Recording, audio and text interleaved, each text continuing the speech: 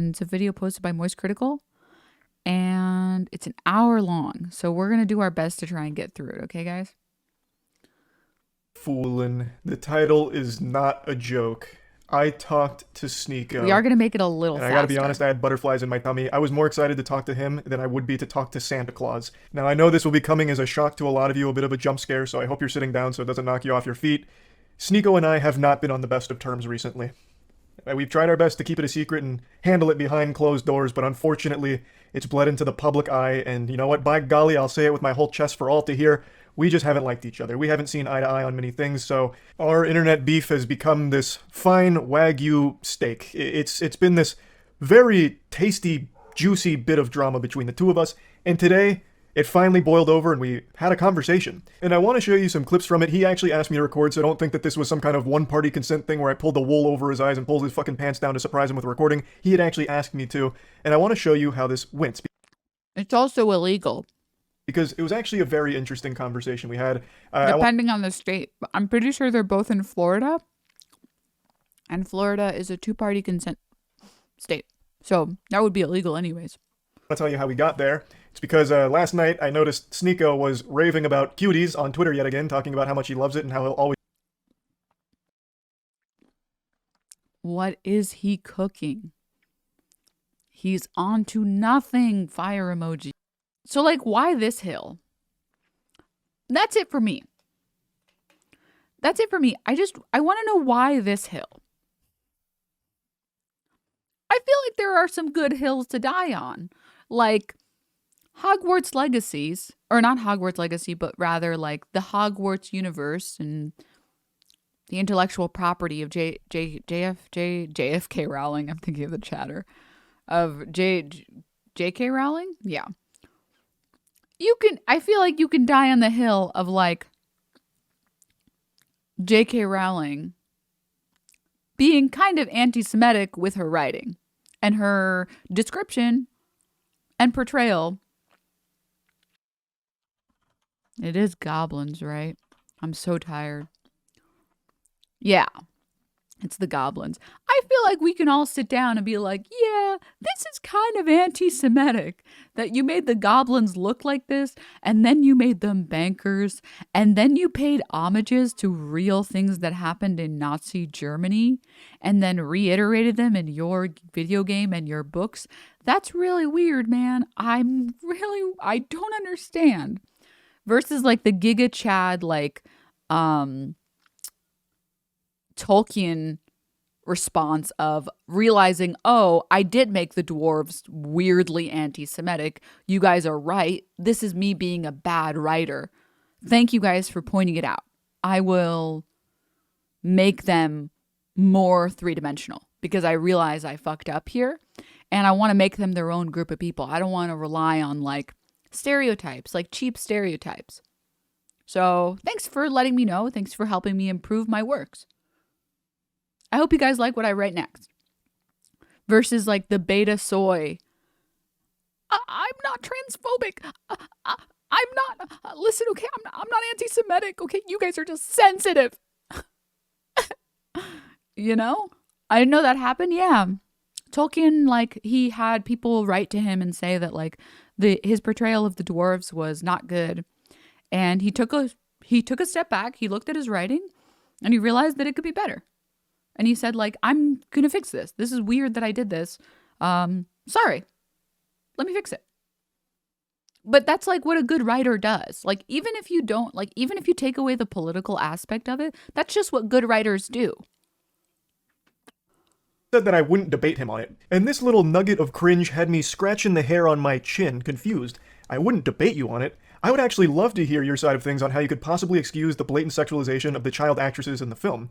Now, I'm not a debater. I actually am not a fan of debates in general. I prefer just general conversations as opposed to these like gotcha and leading questions and traps and shit. I think that's not very conducive to actual understanding of different sides of arguments. So I don't debate, but I was very willing to have this conversation with SNEAKO, and I reached out to talk to him, and he was more than willing to talk about it. So we did. We talked about cuties and even talked about all of our... Sorry, give me 1 second, chat. I'm gonna let the video play. I just need to go grab something really quickly. General grievances with each other. And this was a very different side of SNEAKO. I went into this expecting him to be his standard, unhinged, like very animated, cartoonish self that I see in all of his content on Twitter and Rumble, where he's doing these like temper tantrums and like throwing his ass in a circle and going wild, hog wild. But here, this was a very laid back, very calm and collected SNEAKO who was actually more than willing to concede on some of his points as well as see different sides of situations. And I didn't expect that. And I'm very appreciative of that pleasant surprise as well, because I went into this with pretty low expectations, but after finishing our talk, I'm actually pretty curious to see where SNEAKO goes next, because, like I mentioned, there are some things that he just fully admitted, like maybe he was guilty of doing similar things that he criticized others for, and that he was going to be repurposing his message and changing things around to make it more conducive to positivity. So overall, the whole conversation went in a totally different direction than I expected. Of course, he's still very passionate about some things, and we still fought on quite a few things, and the reality is there's just a lot of things that I don't see eye to eye to him on with some of the things he talks about. Degrassi But was overall, one of I the few really exceptions which used actual teens in the show. Is this sped up? This is 1.25x. Critical Talk's like a little slow, and it is an hour long, so I do want to finish it. So it is 1.25x. Okay, we're going back to video. walked away with a very different impression of SNEAKO from this. Now, I know I'm blue-balling you here, but one more thing that I think is important to mention, he has said that he's wanted to debate me over the last 2 weeks here. He even made this big hullabaloo on Twitter about how I ducked a debate with him on Aiden Ross' stream. Even though he had not replied to any of my DMs at that point, there was no debate scheduled between him and I. So that was just a blatant lie. I think he was just joking around about it and it missed the mark because people actually thought that I was avoiding him. But he's not. Hassan isn't streaming today? This fucking piece of shit left us? On SNEAKO Charlie Beef Day. Unbelievable. Unbelievable.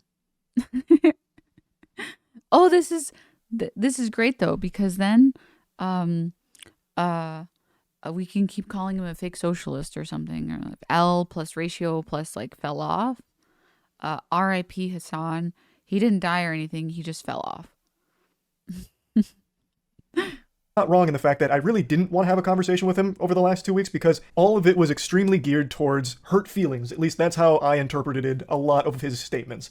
It seemed to focus more on me saying, "P.U., you stink," and him taking it as, "He's canceling me, canceling me." There's not a whole lot of productive conversation that can come from that with me just explaining over and over again that I'm just insulting you, and that's the simple brass tacks of it. But over the last 48 hours, it really does feel like he's had this come to Jesus moment where he's recognized that I was never canceling him. I was making fun of him. He even issued an apology about bringing up my girlfriend and stuff like that, and has recognized that he has been off the mark on a lot of things recently as well. He also, apologized for being a cuck, which was a wild thing. He talked about how cuckoldry was a mistake. So it looks like he was never okay with it, even though for a time he did say everyone should try it. It looks like he's changed his perspective on that and now looks back.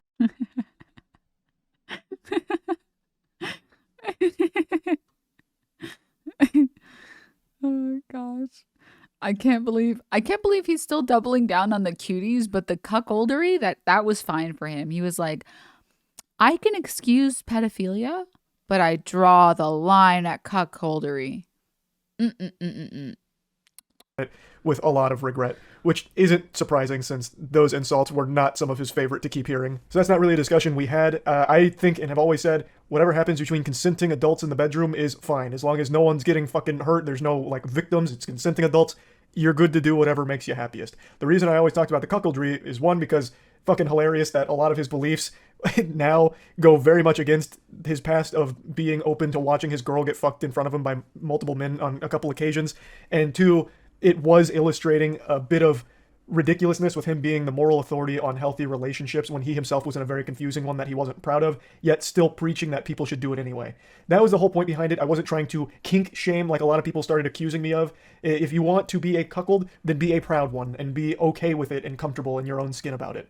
So, it has seemed like he's been more receptive to real talk, and that's what we had. So let me go ahead and show you now. The first thing we talked about was cuties. This discussion with you about cuties since I dropped that video back in 2020. Dude, why does he look like a thumb? Corporate wants you to find the difference between these two pictures. Why is he... Wait, hold up. Wait, I have a gamer glove. This is for when I'm being an epic gamer. But let me put it on so I can simulate his turtleneck. Time flies, man. Well, better late than never. So, have you seen the movie? Yeah, so you mentioned you saw my video, so you know I didn't finish the movie. I physically couldn't. I found it just to be completely repulsive. haven't you seen a lot of other movies that have repulsed you before? I watch horror movies. I watch movies that are provocative quite a bit. Yeah, but this is something I feel isn't being recognized. There's a difference between being repulsed by fiction, which is like horror movies, that's not real, and being repulsed because there's real children doing sexual things. You can't fake that. The actresses were 11 to 13 years old. They were twerking. There was some very gross scenes in there, and like the cameras would zoom in on their chest and their ass and their crotch. Like, that's a very different kind of repulsed. That's what we agree on. I don't agree that those scenes are good. I don't agree with the sexualization of children. I defend the movie because I defend the morality of the movie. And I think that most people that were disgusted have seen those clips or didn't watch the whole movie like you. So that movie was taken out of context quite a bit. People don't really see the moral of the movie, which is defending Islamic values and also pointing out the very real problem that young girls. What? Oh my God, dude. Who told like Andrew Tate about Islam? Who told Andrew Tate about Islam?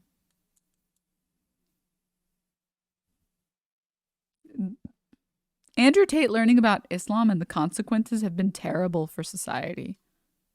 Girls have going on social media and doing these dances. I agree that it's disgusting. I agree that those scenes are repulsive, but I think you could be repulsed by TikTok and pretty much what young girls are doing on social media every single day as well. I think that people outraged at that film should also be outraged at everything that girls are doing now on Instagram, TikTok, and all these apps. Aw, chew baklava, thank you. Well, see, but here's the thing. So let's break it down to the very bare essentials. Can children consent? Can children consent? No, they can't. We agree. So then why do you think it's excusable to exploit them after having them sign up for this film? If you admit they can't consent, how can they possibly give? Good on Charlie. That was a good argument. Because it's true. Like, you can't condone a movie that does exactly what it's claiming that it doesn't want to do, right? The okay to be shaking their ass and having a camera all up in their shit while they're doing sexual things, like that scene where she takes a picture of her vagina, the scene where they're doing literal, like, toying around with cam sites, like... It's not the... Honestly, for me, it wasn't the cam sites, because I watched the movie as well, because I just wanted to know. I personally, chat, I don't like to have opinions, like, regurgitated to me. I want to know for myself. And I watched it, and the thing that was really weird and like disturbing for me was like, it's like the scene where they're like on the stage like twerking or whatever, and I was just like, what the fuck is this? Because in my head I was like, it can't be as bad as everyone's saying, right? No, there's no way that the movie is as bad as everyone's saying. There's no way. It can't be. It can't be. And then it was literally worse than anything anyone said. I was like, wow, this was a terrible decision. Why the fuck did I watch this? I have never made a worse decision in my life. What movie? Cuties. Like, same, I watched it, was not good. It would have been fine if they just had of-age actors and didn't use minors. Yeah. I watched clips and I was disgusted, so I turned it off.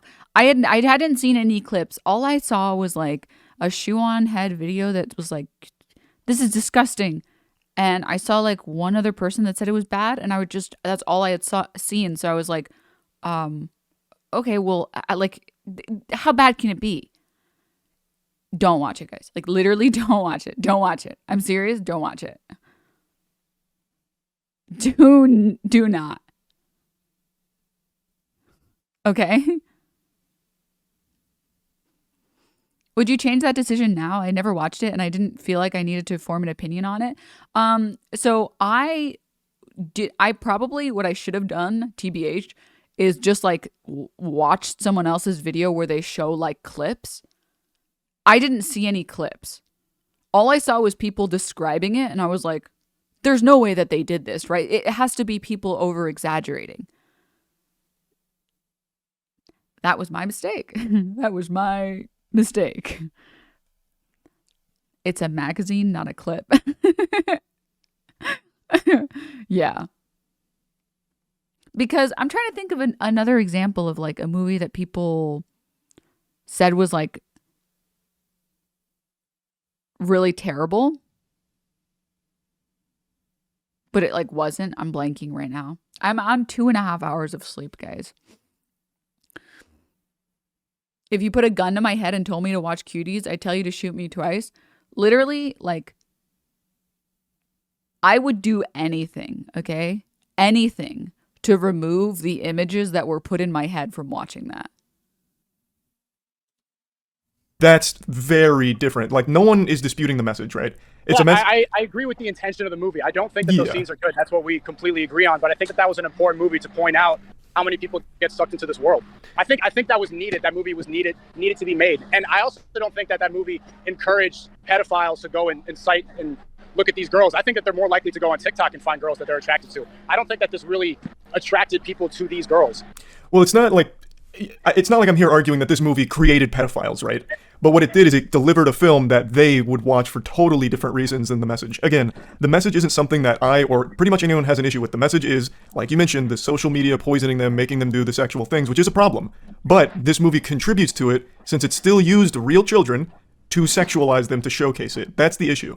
You didn't need it to be I don't think children. it contributes to it because when you see girls doing this on TikTok, they don't know. I don't see girls doing it on TikTok, though, is the thing, right? The only people that would are going to be the pedophiles. They would go and search that out. This movie was advertised on Netflix. No, that's not true. Every time, I don't have TikTok on my phone, but once in a while before I was banned, I would go on there, and the first 3 videos would be the same thing that you see on Cuties. And that's why I uninstalled the app. That's why I refuse to have it on my phone, because it's directing you to those images. But like, who is gonna tell him? Who? I just don't This is such a big self-report. Which is a problem. I'm not disagreeing that's a problem. But that doesn't make this we film... We agree, but we just disagree that I think the movie was important to point out a flaw. Personally, I never empathized with girls being directed to that site before I saw that movie. That really made me understand what it's like to be a girl and grow up in that age. What?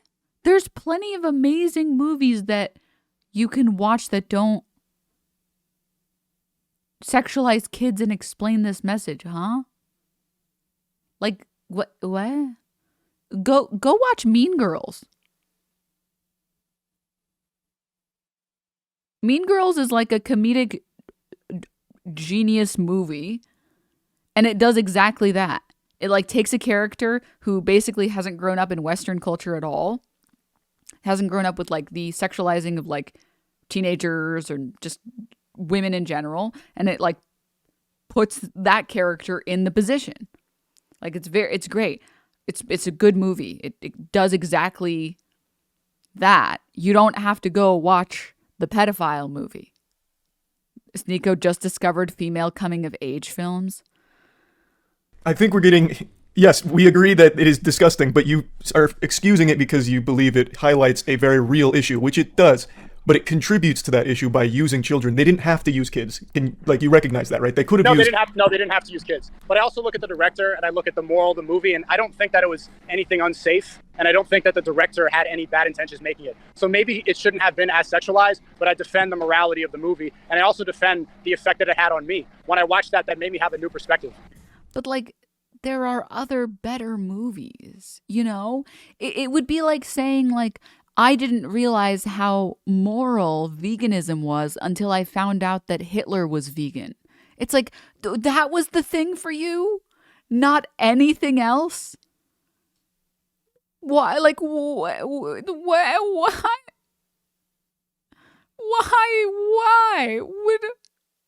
Why not just listen to women? You know? But do you see why that kind of... Jesus, sorry, that was my cat. Do you see why that's kind of concerning to hear, though? Because in the time that I watched that film, there were unreal amounts of sexual scenes. In fact, the majority of the movie was them doing like the dance routines where they're smacking each other's ass, zoomed in on them shaking their ass in the camera. There's that scene where a security guard's like, "What are you girls doing here?" And they're like, "We're dancers." He's like, "Prove it." So they start twerking for him, and he's like, "Oh, great, get in here." Like, that is a problem, no matter how you spin it. Again, the message is fine. There was never anything wrong with the message, and maybe the intention of the director was... How would you tell the director to convey the message in a different way? You would just not use children. You could deliver the same message and you don't use children. The problem is I don't think it would be effective. I don't think it would be as effective. It's unfortunate that it's misinterpreted, but you couldn't be able to have that effect and show how provocative and how dangerous it is without using kids. Yeah, of course, the shots probably did not need to be that bad, but when I watched that, I was absolutely disgusted. And like they're talking about the movie Cuties.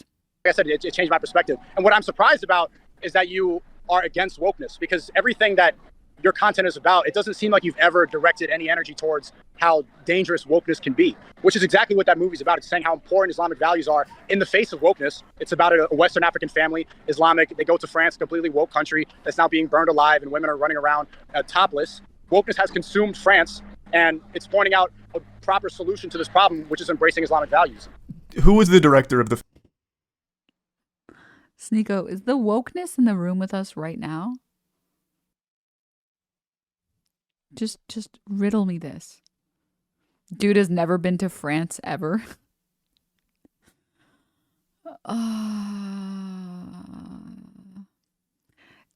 This feels like watching 2016 Gamergate.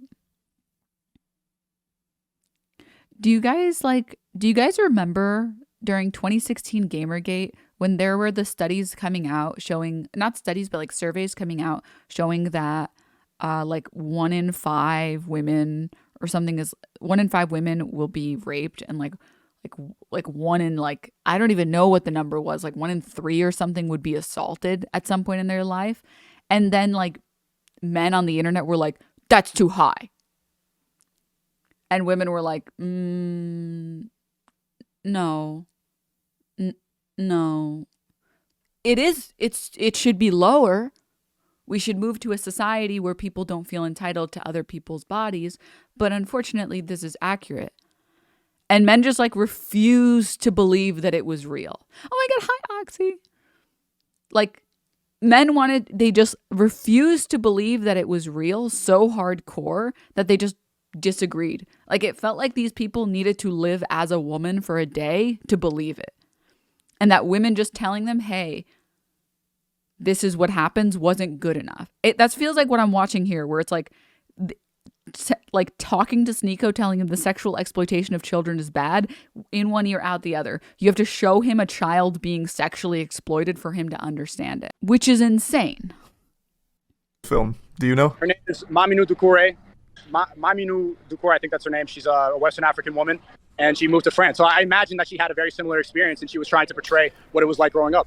So the message of the movie is about social media, and almost exclusively. She directed the film based on seeing some children in a neighborhood doing sexual dances and wondering, how did it get to that point? This isn't okay.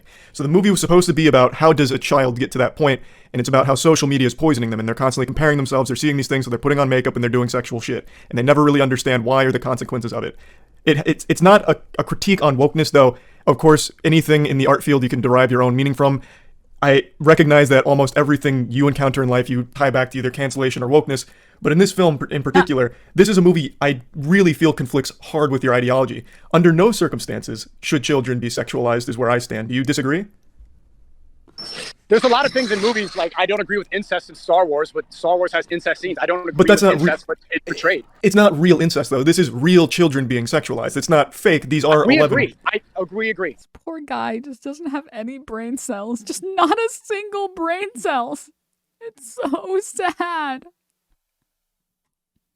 He was like thinking about it. He was like, the best part of waking up is Folgers in your cup. I don't actually remember the melody, so that's all you're going to get, chat. But I'm defending the point of the movie. You can defend the point of the movie, but you can still condemn the movie itself. The point can stand on its own 2 feet, right? Like, there is a problem, which you recognize, with kids being sexualized, in specific on TikTok. That is a problem in and of itself. But you can still condemn this film for contributing to the thing it's supposed to speak out against, which is sexualizing children, which you have admitted it does. And it didn't need to, like you said. That is the problem. Maybe they shouldn't have used child actors, but I agree with the point of the movie. But how do you think that the point could have been conveyed in a better way? Do you think they should have used 18-year-olds to play 11-year-olds? That's exactly what most movies have done for a long time. A quick example is The Last of Us using Bella Ramsey to portray a 14, 15-year-old. Like, you can do that, and that's a lot more acceptable because there is. And I mean, Bella Ramsey does an amazing job. I mean, she in general is like an amazing actress, but not once watching that movie did I think, this is a 19-year-old. I was sold completely, entirely, and fully on, oh, this is Ellie. This is 14-year-old Ellie. No longer a victim. Like you'd said, children can't consent. These kids could never fully consent to being sexualized in this film like this on the big screen. I would argue that when they use... And I mean, I'm going to take it even a step further. Like, in general, I just don't think there should be any child actors. 30-year-olds and 27-year-olds to play high schoolers like in Euphoria and like in 13 Reasons Why, it actually sexualizes kids more because we start to mature high schoolers and we think of them in a different way. People in their 30s and their late 20s get addicted to Euphoria and they have ideas and they start romanticizing teenagers in a different way because they don't use actors in that way and they make them look more mature. That's a completely separate conversation you can make arguments for, but that doesn't work here because it sexualizes already real children, right? So I think This is my favorite thing. I'm sorry to pause in the video, but that doesn't mean anything.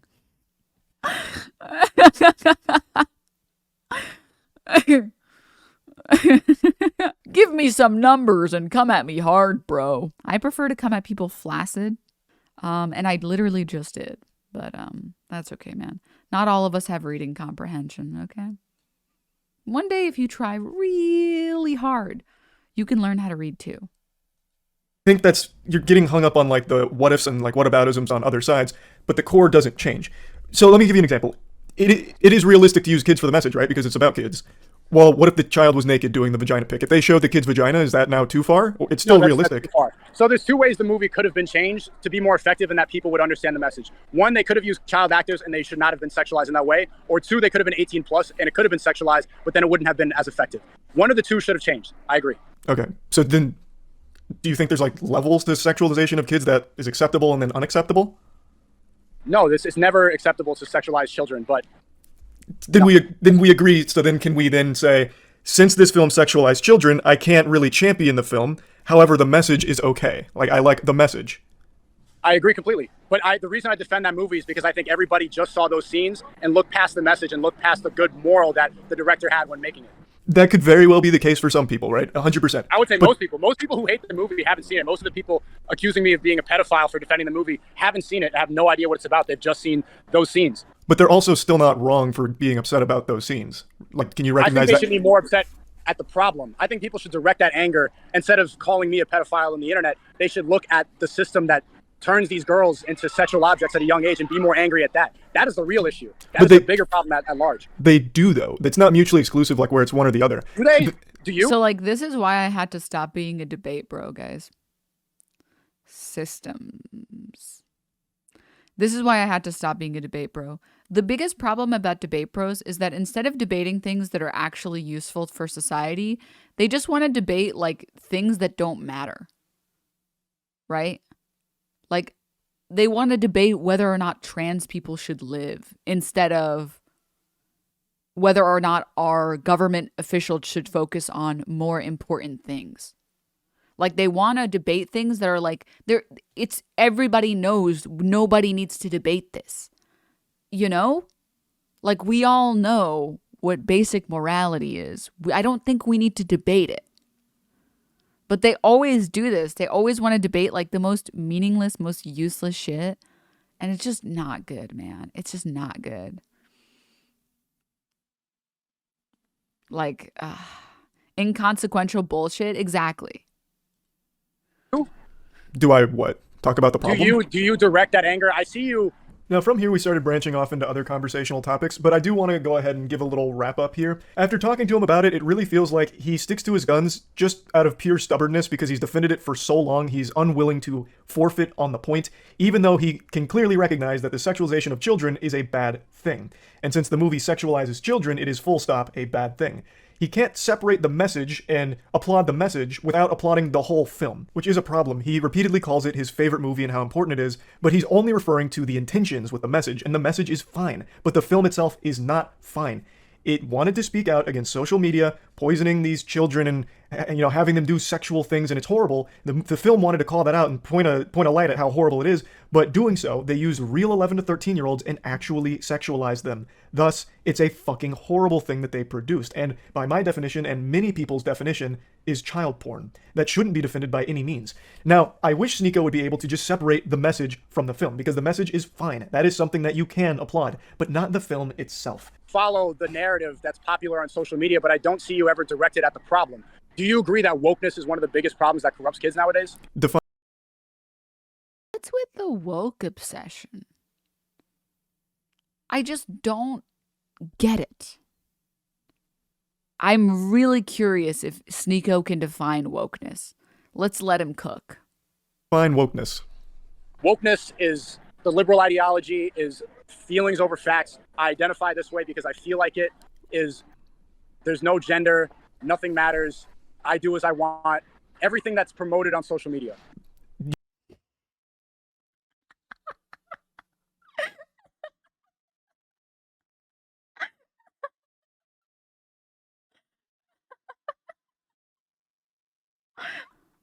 Wokeness is the liberal ideology that is feelings over facts. And it is, I identify this way because I feel like it. Nothing matters. And it is also everything that is promoted on social media. Let bro cook.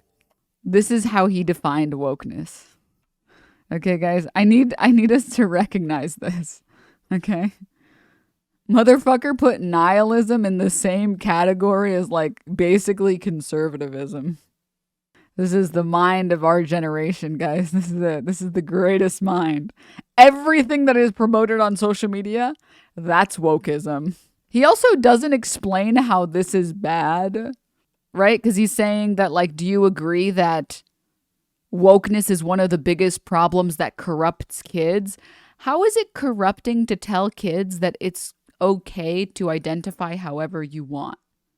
Am I missing something? Is this like a woman moment that I just don't understand how this is corrupting?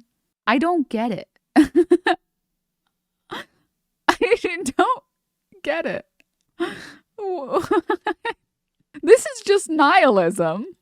And then, like, feelings over facts. Conservatives are the ones that say that there are two genders when, like, every single medical professional worth like their 2 cents recognizes that being trans is real. We've done like fucking MRI scans and we can like recognize that gender dysphoria is like in your body, like it's real. And they're still like, nope, trans people don't believe. Trans people, they just do whatever they want and blah, blah, blah. Like, huh? Intersex people exist? Yeah, like if so I would understand, here's the thing, chat. I would understand if conservatives were like true scum. Because I understand how it makes sense to have that position, right? Like medical professionals, biologists, people who study this stuff, they all agree that gender dysphoria is real and that gender dysphoria is a problem and it is solvable by helping people identify and present as the gender that they want to be referred to as. But the problem is that conservative people, they're not even true scum.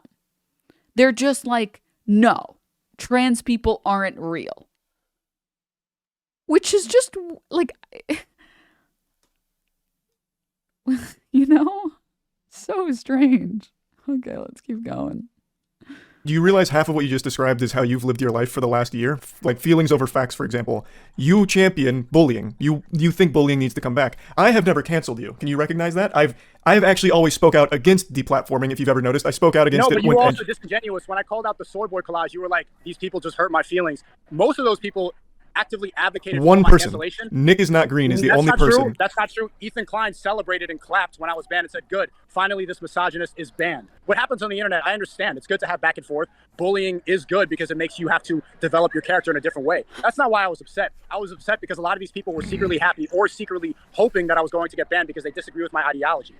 But then why am I on that list when I've only ever spoke out against deplatforming? That seems like I'm there because I hurt your feelings. You didn't hurt my feelings. I thought it was funny because you do look like the rest of them. Is it legal to be this dumb? Genuine question. Is it legal? We need to do something about this. I don't understand how, but we're not here to get into the nitty-gritty, I guess. And after talking to SNEAKO, it became clear that he really lives his life fearful of wokeness. He is constantly haunted by the woke boogeyman, like he's trapped in Luigi's mansion, but every ghost is woke. It's one of those things where every topic we started talking about always tied back to either cancellation or wokeness, which I think is pretty sad to be in that state of, I guess, unease, where he's always feeling as though woke is breathing down his neck. It's haunting his dreams like Freddy Krueger. But I'm going to get into that just a little bit more in a second. I do want to mention that collage where he's claiming it's not people that hurt his feelings, it's people that like advocated for his cancellation and shit, which again, I never did. I have only ever made fun of him and insulted him. Or made fun of one of his friends that he felt the need to pick up the the White Knight's armor to defend the honor of. So I, under no circumstances, fit any of his definitions there, except for he thinks I look like the rest of the people there, which I have still not, to this day, seen a single living, breathing human being that has said there is similarity between anyone on that collage. Fucking 30 people on that collage, and there's no similarity amongst any of them. None of the people on that collage look even remotely similar.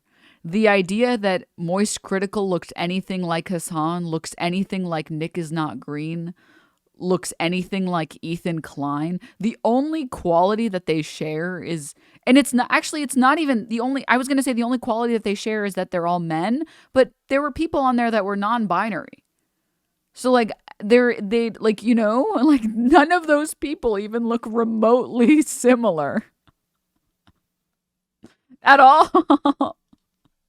Of different backgrounds, faces, hair, everything, beliefs. It's not even fucking close. I don't know what he's seeing there. Maybe he's like face blind, so he sees everyone as like a default RuneScape character on Tutorial Island. I don't know. But anyway, back to the woke topic. I wanted him to define woke, and he gave me his definition of woke. To his credit, that was more than I would have expected, because last time I saw someone try to define woke, it was a fucking disaster. But he clearly does have at least some belief on what wokeness is and what it means to him. Now, he asked me if I think that's the biggest problem facing the youth today. And I didn't really get to get a clear answer in there because he kept switching kind of rapidly. My answer is no. But I do think the biggest problem that's plaguing the youth today is the fact that kids feel forced to choose sides so early in life, before their brain has even had a chance to develop. Now, whether you want to subscribe to one side of the political spectrum or the other, you are always being forced down one path in this level of tribalism where you always have to blindly support that side and hate everything and everyone on the other. I think that shit sucks fuck. I think that's a horrible way of living life, and it leads to a situation that we see a lot now where people aren't friends with someone that don't share every single thing in common. For example, I have friends that I disagree with on many things, but we're still friends at the end of the day because we do have commonality in like personality and we have fun together. We don't need to agree on everything, and I wouldn't want that. I don't like echo chambers. And regardless of if you're on the woke side or the anti-woke side, you put yourself in an echo chamber no matter what. And both sides eat you alive if you so much as critique something about that side. It seems like it's constantly discouraged to think for Denims, yourself. You have to be fed so your pretty, thoughts. You're making my straight mon gay. Thanks, Simmons. Oh, this is so... You can come up with, like, your own thoughts without, like, being a dickbag, you know? I come up with all of my own thoughts myself. Mostly because I want to be right. Which is, I don't know how good of a reason that is, but I hate being wrong because I'm a sore loser. So I must be correct in all instances, you know? Being wrong, oh, it's so embarrassing, you know? But there's a way to have a conversation respectfully about something, right? I mean, I didn't know what being non-binary was, and I just talked to people about it, and I was like, well, tell me more. You know, just explain it to me. I don't understand. I'm not non-binary. Could you tell me about it? Instead of a different attitude, which is like, yeah, you're non-binary. How can you go by they, them? You're one person. It's about the difference between asking and like interacting with these people versus just like someone else told you something, you know? Whether that's being fed the thoughts that SNEAKO hates or being fed the thoughts that SNEAKO champions. It's always being fed your own idea, their ideas, and then you try and adopt them as your own, and any kind of deviation from that is frowned upon in the communities. And in fact, if you decide you don't want to go down either of those paths and you try and like take information from both sides and form your own perspective, you get insulted for being a centrist. What does the mean? Enlightened centrist? There is no winning. The only winning move is not to play. That is what I feel the biggest problem is. No, the only winning move is just to like look at the facts and just talk to people instead of like watching some fucking propaganda videos. It's not hard. It's really not hard, chat. If I can do it, anyone can do it, guys. Trust me. If I can do it, it's not anyone can cook. Exactly. Youth is forcing them to make these decisions where they have to play for one team or the other for their whole fucking life, and then regardless of which side you choose to go to, you still get eaten alive by members of the same community if you're somewhat out of line or thinking too hard for yourself. That's what I think the biggest problem is with growing up with social media and Twitter constantly plaguing people's minds, which in turn leads to everyone being miserable and mad at everything and everyone. And I also think it lends itself to making everyone more isolated and lonely, because then they lock themselves online, constantly fighting battles for their ideology on Twitter with fucking random bot accounts and actual nonsense every hour of every day. So that would be my answer to what is actually plaguing the youth. Similar. Overall, and you can see it with the Fresh and Fit video that you still haven't corrected, where you called Fresh a virgin. A lot of it, and you see people that hate me, they're like, oh, this alpha male, SNEAKO. And I've never once called myself that. I don't think I'm an alpha male. I advocate towards things that are conservative. Fact check on this? I feel like he has, but I don't know. I don't watch enough SNEAKO content to know if he has or hasn't. I advocate towards Islamic values. That doesn't mean that I think I am an alpha male. I've never called you an alpha male. You're talking to someone. You've called my friends that. You've called Fresh and Fit that, and you haven't. They call them. But they call themselves. You are really hung up. God, SNEAKO is so dumb. I just hate that everyone calls me an alpha male when I don't even call myself an alpha male. I've never done that. But you called Fresh and Fit alpha males. Yeah, because they call themselves alpha males. I'm using their descriptors of themselves. Like, you can see like the peanuts in his brain. It's so sad. He's so dumb. He's so dumb. I can't believe it. I can't believe you're allowed to be this stupid and this wealthy. Jesus fuck. Up on fighting for the honor of Fresh and Fit. What I did was exactly what you preach. I made fun of him. Calling him a virgin is a joke. Do I think he's actually a virgin? Probably not. And it's not even a good joke. Like, that's the laziest joke of all time, which is why it wasn't like the crux of it. I just made it as a throwaway statement in the middle of a rant about his ridiculous story. This is something that clearly weighs heavy on the mind of SNEAKO, where I insulted his friend, and my God, he has not let that go. This has become like his Vietnam, because it really seems to have taken a big toll on his psyche. This is my 9/11. I owe a retraction and apology for making fun of him and calling out his story.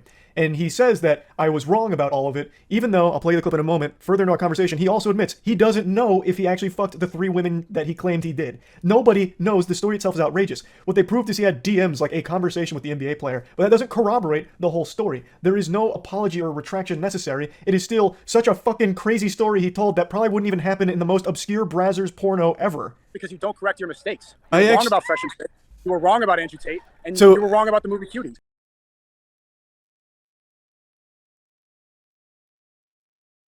Dude, being a conservative is so fun because instead of actually responding to criticism, you can just say that other people are wrong.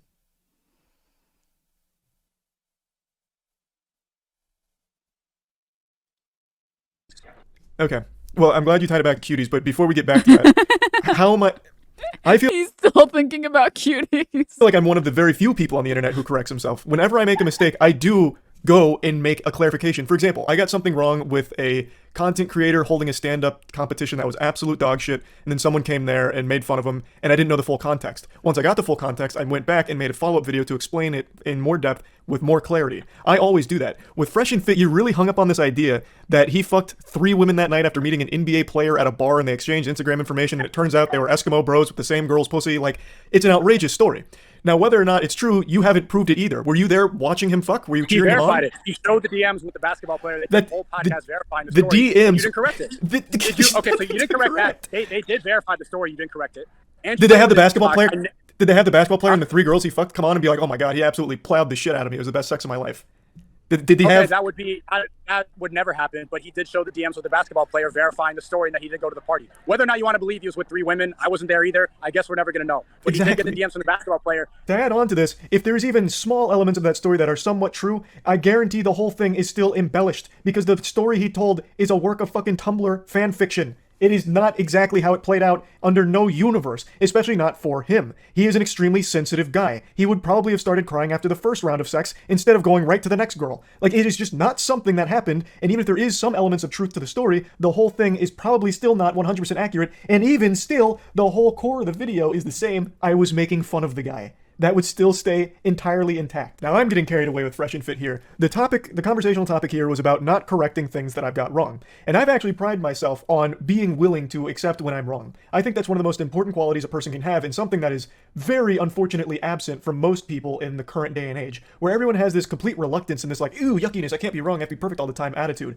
I am more than willing to embrace and accept when I get things wrong, which is why I've made so many videos saying, I was wrong about this, got this wrong, this one was off, and adding more clarity to situations that I've covered when more information came out, or if something turned out to be fraudulent. I have done that for years, and I always have. In the case of Fresh and Fit, there is nothing to fucking correct. Now, I'm going a little out of order of our conversation because we kept bouncing back and forth between certain things fucking pinballing around, but I'm trying to connect all the points together. So we're going to talk about the Andrew Tate thing in a moment. That's something we talked about for a little bit because Tate is very clearly someone that I don't even know what to say about that.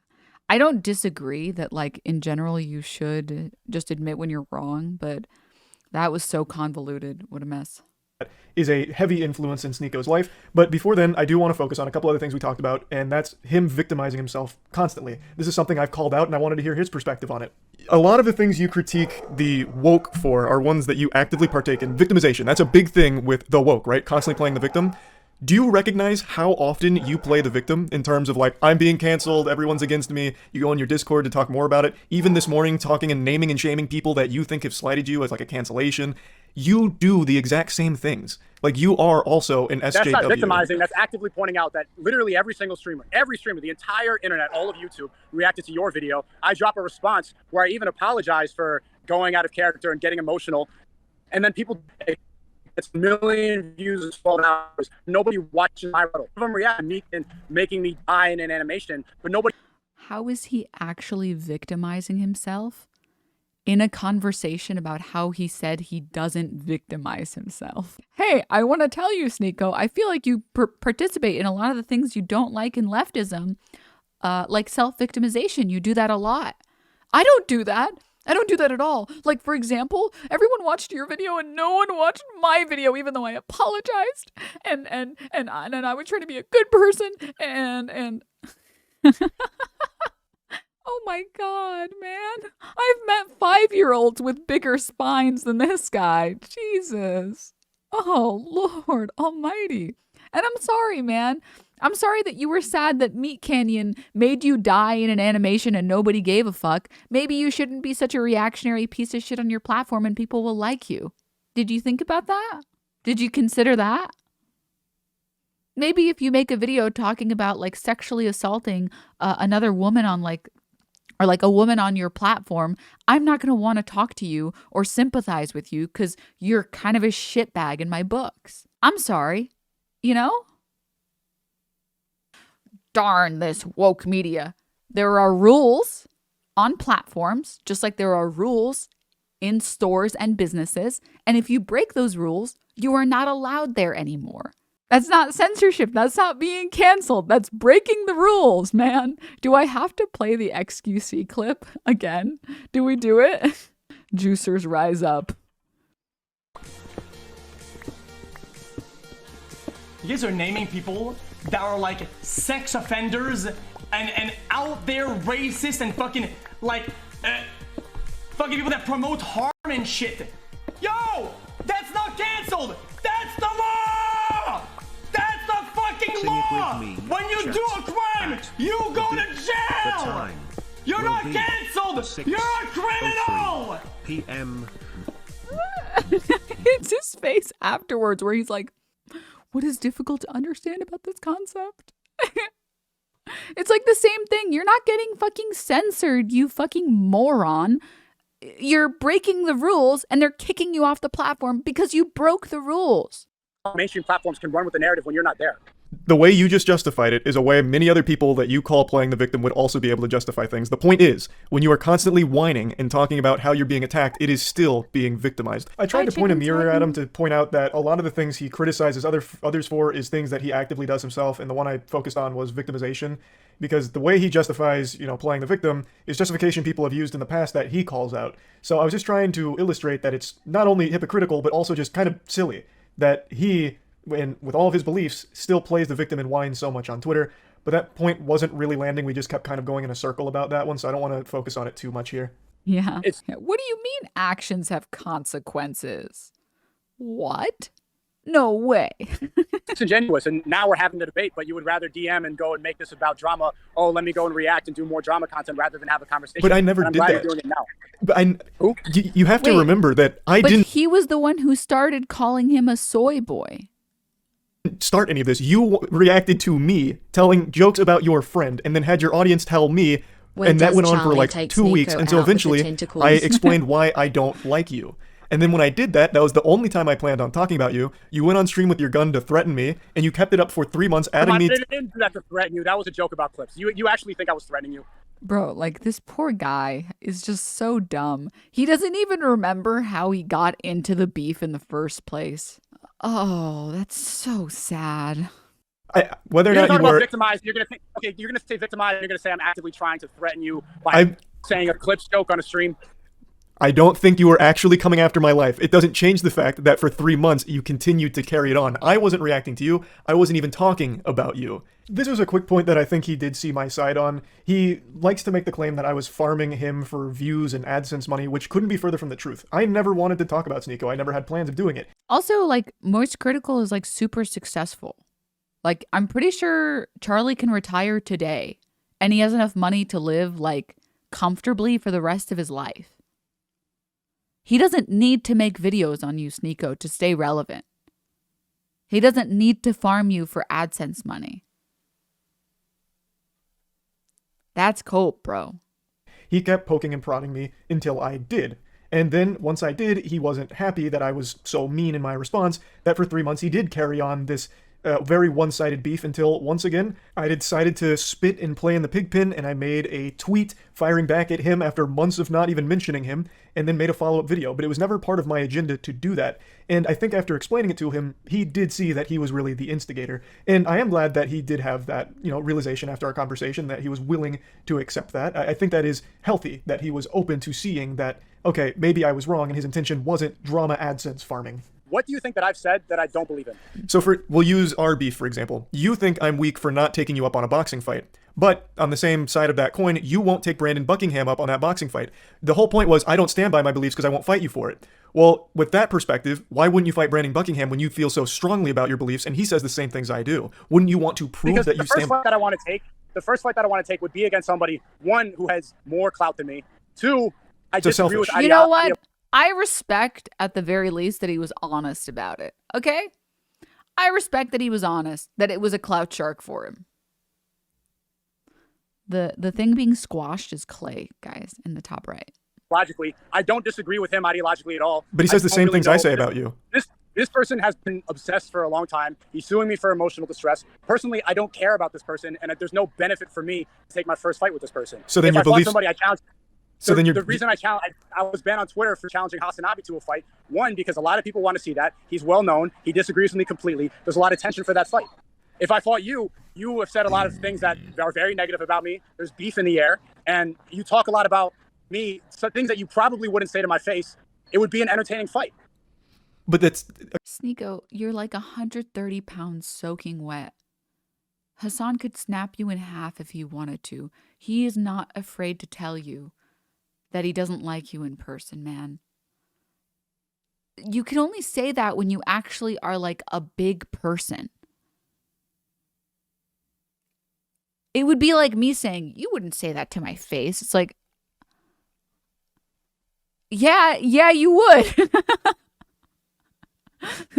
I'm not a very scary person. I'm not a very big person. I'm not very tall.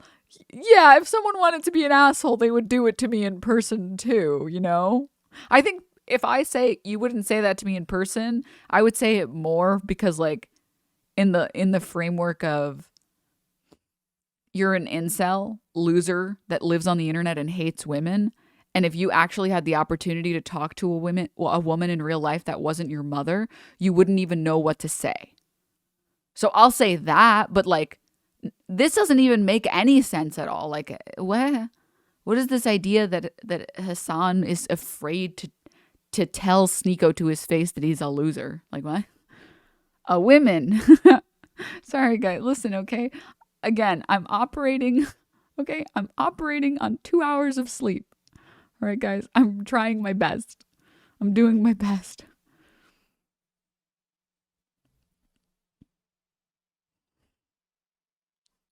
Again, that's not the point. The whole point is you think I am weak, and you keep harping on this for not taking you up on the fight. But you won't take someone up on a fight that's saying the exact same things I am. So it seems like the beliefs, you don't stand by that strongly if you're not confident you can make a spectacle. Charlie, we both know you wouldn't accept a fight. Right, I've made that very clear. We both know. Even when I challenge you, we both know. It's to point out that a lot of people talk a lot of talk online, and they never have to face the consequences because they stay in their room gaming all day. That was to point it out. Men are tired of seeing this back and forth internet drama. They want to see people go and settle it. I've never said a word about this person that you're bringing up. I haven't said. What?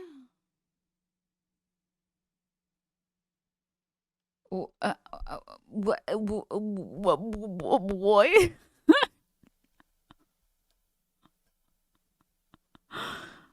This is a high school kid chasing clout. I've only been listening and lurking, but sped up. It sounds like Caden Wise Andrew Tate trying to like puff himself up. Yeah, it's really sad. I'm so confused, dude. I'm sorry. Just because you win a fight doesn't mean that you were right. Like, what would be a perfect example? What's something that's objectively good, chat? Boobs is a pretty good one. That actually is a pretty good one. Imagine if I got on stream and said, like, boobs actually suck.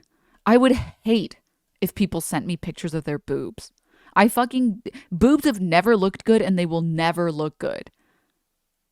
And then people disagreed with me and I was like, well, why don't you fight me then? Fight me, bro. Fight me. It doesn't matter if I win. I was still wrong about the boobs comment. Winning the fight didn't make me more correct, you know? I'm still wrong. I just beat someone up. That's it. That's the only difference. You know? Said a word about him since last summer. I won't say his name publicly again. I'm being sued for emotional distress. I'm leaving that alone. I have no problem with this person. We have gone back and forth. We're going back and forth on Twitter. People want to see it. People are tired of these keyboard warriors going back and forth. That was to point out the fact that men should not feel so comfortable talking a lot of talk on Twitter that they would never say in person. You made claims of Brandon Buckingham being like a rapist and shit. Wouldn't that be something that you'd want to fight about at that point? Like, that was not a claim that I made. That was not a claim that I made. I can't remember the specifics of it, but you did toss out the word rapist when talking about Brandon Buckingham. I don't remember the context it was used in, but you did mention it, right? So why is all of a sudden that now beneath you? Like, you don't have any problems with him now after he's willing to fight. The point is, you're talking about, you say these things and you don't have consequences. Well, what about you? You said these things. He's trying to give you those consequences that you think are so important, and you won't take him up on it. There is a clear hypocrisy. Right, that was a different example. The guy was a previous fan. It's a giant misunderstanding. There's a lawsuit involved, so I can't talk about this too much, but that is not what I accuse him of. I do not think he is that word. I never said that about him, and that's a lie. He wants to do it because there's an obsession going on, but that's irrelevant. Well, it's all tying back into the point I'm making, where the things that you preach against, you yourself embody. I'm not trying to use this as a gotcha moment, but I do think it's important to illustrate here that you don't understand. It was different. It's different, bro. It was different because like it was like a fan or something, and like you just don't get it. You don't know the context. Okay? It's different. That SNEAKO is still denying this claim, even though there's tons and tons of video evidence where he does say that Brandon Buckingham was threatening to rape someone. He says it multiple times, and that's what the lawsuit was about, but it doesn't prevent SNEAKO from fighting Brandon Buckingham if he was, open to it for defending the beliefs and stuff, which is the point I was trying to make. Also, to pretend to be this like rightoid and be like wokeism and whatever, and then use your platform to falsely accuse someone of being a rapist, that's sus, man. That's really weird, man. Not going to lie, bro. Not going to lie. I'm gonna R-word your girlfriend. Literally said that. And he said, I'm gonna R-word your girlfriend, bro. This dude said he is going to R-word my girlfriend. Bro, nothing warrants saying I'm gonna R-word your girlfriend. Saying you're gonna R-word my girlfriend? He said that? Yes. Word for word. I'm going to R-word your girlfriend. Okay, talking shit by threatening R-word. Claiming that someone said they're going to rape someone is insinuating they are a rapist for making the threat. So this is just a point that I think he was way off the mark on, because he did make these accusations against Brandon Buckingham. Your energy, $50 on a course from vetted millionaires, or watching a gaming streamer for 6 hours every night? Well, he didn't use the course to get rich. He's getting rich from the course, the same way that the course that you're selling is not like your main way that you made money. You are making money from that course now, as opposed to what the course is teaching. But again, this is getting completely sidetracked. That's just not true. That's not my main source of income. I enjoy doing it, and it's a great way to have a network. And you talk about all the lonely men that are out there. What are you doing to go and help these people? We understand that there's a problem with loneliness of men. People get in there, they ask me questions about how do I network better? How do I find people who are like-minded? You give them advice, and you can see them transform their life. I'm curious. Yeah, but your advice is like women are property and they can't drive. You know? Like, I don't feel like that's good advice. You can actually give advice to young men who are dealing with the epidemic of loneliness without it being whatever the fuck this is. You know, he doesn't. And there's plenty of people who give good advice. I would like to think that I give good advice. Because I do think that there is a uniquely, FD Signifier put it much better than I'm going to be able to on fucking 2 hours of sleep. But FD Signifier described the notion of intersectionality of male cis straight whiteness. And when you are in this category, there is no sense of community, and it is very isolating in a way that other communities don't have to deal with. So, like, if you are a woman, you automatically have women in your corner in your community. You don't have to earn that. You are given that. What you think is a better alternative? Because you stream gaming for 6 hours. Is that a better solution to men who are lonely watching you play video games? Or giving advice to men who don't know how to find a community of like-minded people who don't know how to make money online and want to live a lifestyle where, look, I'm in Japan. You're still in the same room that I've seen you in since high school. I can go places. I choose not to. I'm happy here the same way you're happy traveling in Japan. Like, these are non-arguments that you're making. It's the same argument I've of... never seen you outside of your room. And I don't know how many years I've seen you on YouTube. I've never seen you out of your room. I've seen you with dildos in your room, throwing it at each other and your friends. I've never seen you travel. I've never seen you network with other people. I've never seen you show your audience what's possible if they make money as well. I've seen you play video games since, like, 2016. In one of the clips you showed of me, I am outside at Gasparilla with my girlfriend. What are you...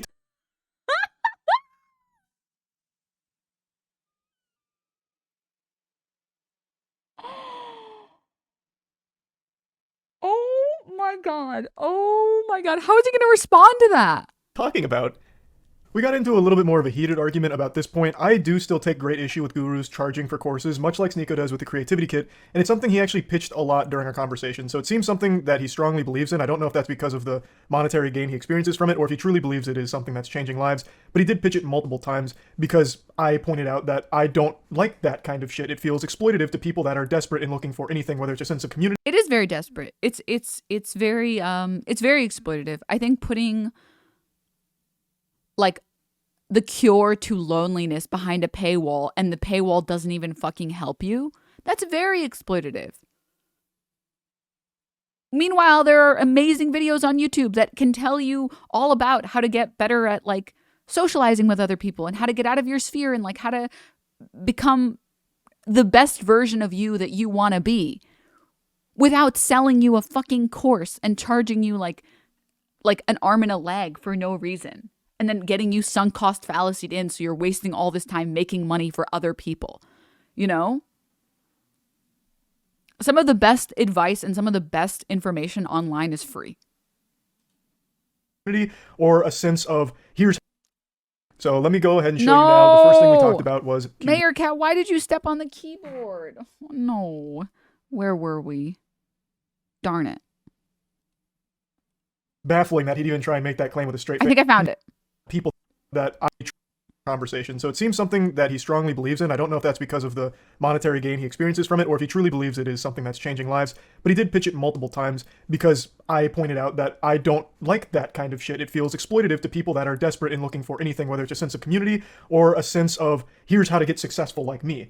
when really the success is built upon the people that pay for it, not what you're preaching. At least the majority of the time that's the case.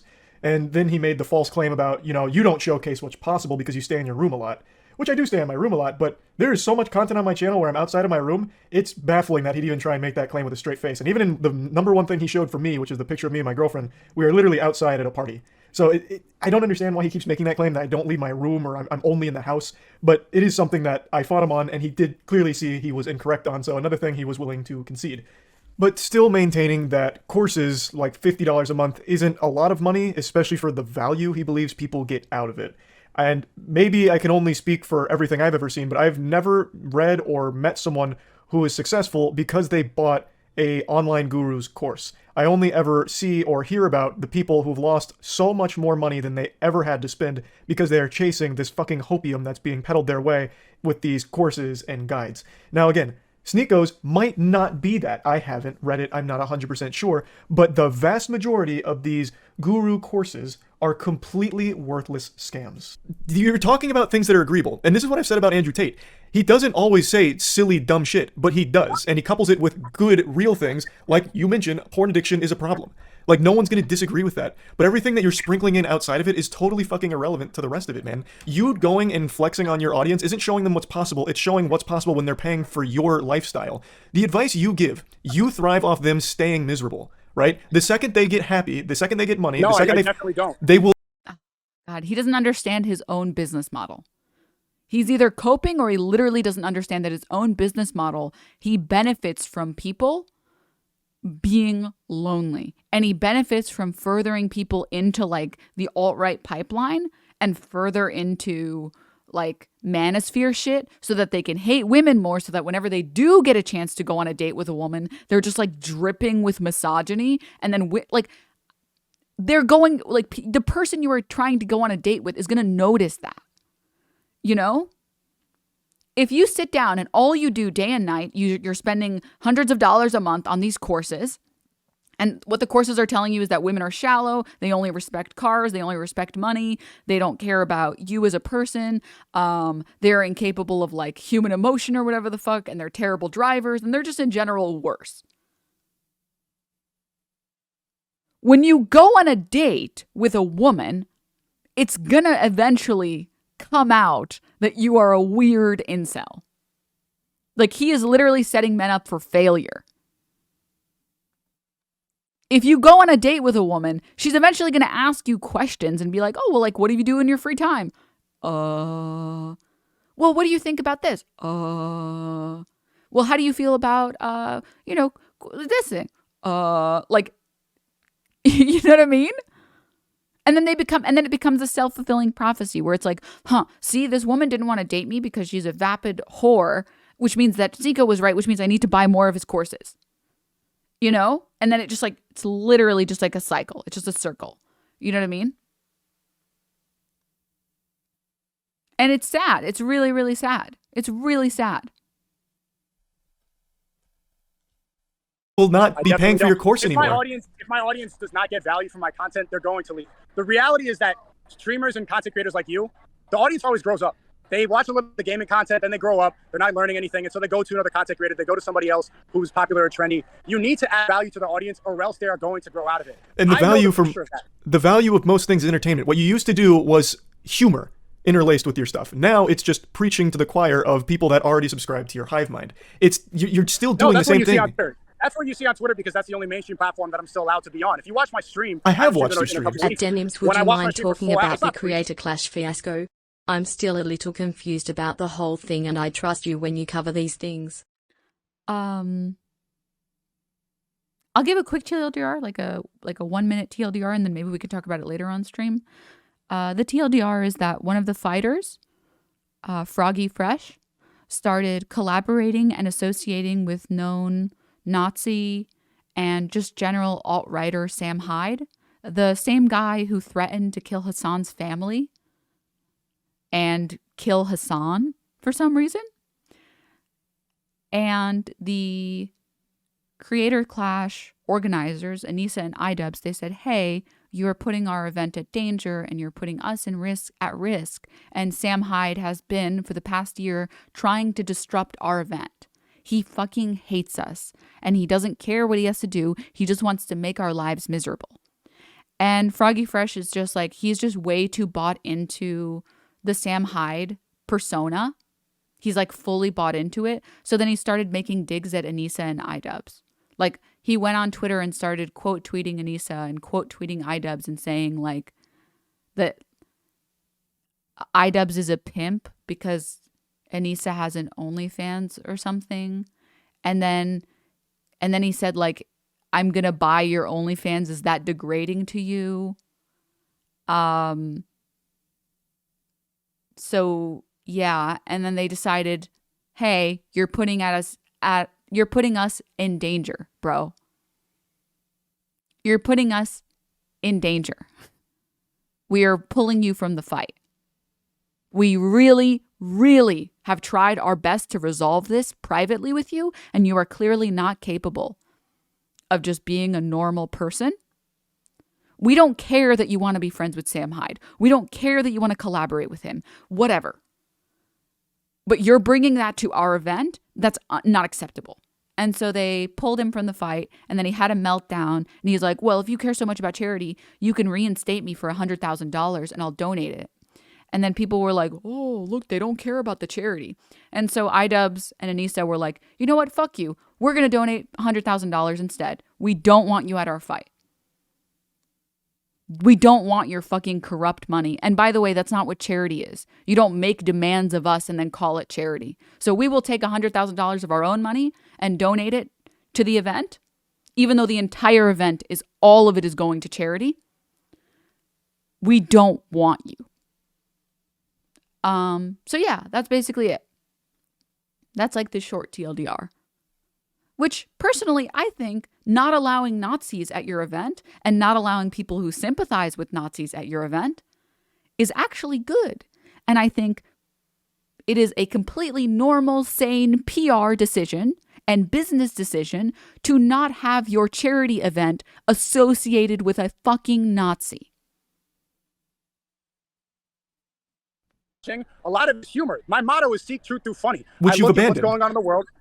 It seems you have completely abandoned that. I have watched your streams. I have. A lot of it devolves into just talking again about the same things you always mention. Soy boys, bots, woke mind virus, and then dancing around. And then always trying to defend and find the other side of something controversial. It's the same formula over and over again because that's how you found to keep your audience hooked. It's no different than people that... I go on Omegle and I'm joking around for an hour, 2 hours. I bring on my viewers and we joke to each other. I bring on people... real life people, they sit next to me and we joke around. I have different podcasts. I have different guests. I just did a podcast with Ryan Dawson uncovering Epstein and uncovering the truth about 9/11, which I really recommend that you go see, to an alternative platform that's labeled as an alt-right conspiracy website and still maintain the same audience. You can't do that by repeating the same things every day. You have to add some value. But you can. That's the number one grift right now. As long as you are contributing to an echo chamber, the people will not leave you. You form a reliance where they're constantly suckling your tit for validation that their point of view is the right one. And the more that you claim the victim, the more that solidifies and cements them that belief is the correct one because people are attacking That's absolutely not true at all. I've been talking about the woke mind virus for a long time, and now my audience wants to get to know the truth, so I've been interviewing different people. I did a whole podcast uncovering Epstein and who's actually on the client list because that's one big conspiracy theory that people want to know more about. I did an entire podcast uncovering 9/11 and the Iraq War and what happened and why war is created by deception. I'm getting into more things because if you get repetitive, they're going to leave. Admittedly, I do feel bad doing one thing that I hate when other people do, which is, like he mentions, box them into categories. Because it is very... Sorry, James, that message is very funny. Very possible, outside of all the content I've watched from him, that he does other things. Now, I have seen a lot of him. I've watched quite a few streams now, out of curiosity, since his big meltdown with the whole dancing with the gun thing about our beef. So I went on there and I did watch some of his streams from that point forward, but they always went the same way. But I do think it was unfair of me to try and box it in and say he's always doing the same thing when it is entirely possible that it's just my exposure to it and what I've seen so far. So I do completely concede that it is possible he does more and talk about more than just what I see on Twitter and the streams that I've seen. But it is worth mentioning later into this discussion, he boxes me in and says all I do is sit in my room playing video games on stream for 7 hours a day. So he is still guilty of the same thing he's accusing others of, which is a point I like to make, but he doesn't fully realize when I say it to him, but hopefully, after our conversation, he does take a step back and recognize, like, okay, I am guilty of a lot of the things I'm accusing others of. But anyway, that was a point that was kind of branching off from the core topic at this moment of the discussion, which was courses. I have no respect for people that are selling courses on, like, here's how you make money, the number one way to make money, guaranteed success, you're gonna, make it with this one, give me this amount of money every month for my book. I always find that to be exploitative, shitty, scummy, and completely useless. Those kind of creators, those kind of people, they rely on desperation. So let's think about this logically. Why would someone who's selling courses on happiness and how not to be lonely, how to get laid, or how to make money, why would they actually want you to succeed? Because then they lose you as a customer. It is far more in their interest to keep you miserable to keep buying the product. And it is something a lot of them are guilty of doing. Now, I haven't seen SNEAKO's creativity kit, so I can't say for sure if he is also guilty of it as well. Maybe he does try and offer legitimate advice and actually help people. It is possible. But that's not the case for the vast majority of them, which is why I always call it out as this is scummy. Or at the very least, unnecessary. We live in a time where you have access to all the information you could ever want. You just need to search it up. You don't need to be paying people that you view as successful to learn their secrets, when those secrets they're revealing aren't what they used to get wealthy in the first place. It's selling you hope.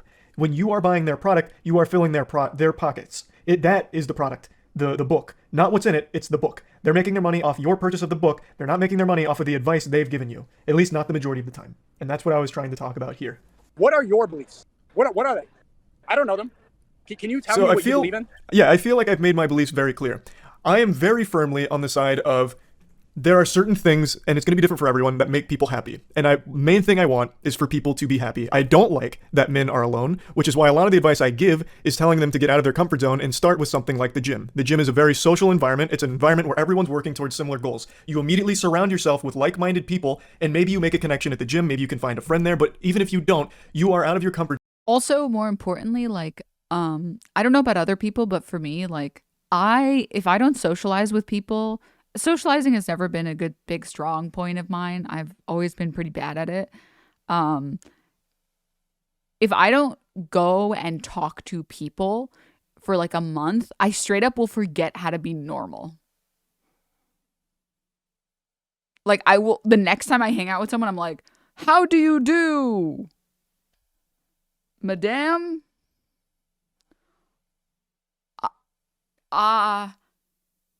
Wonderful weather we're having.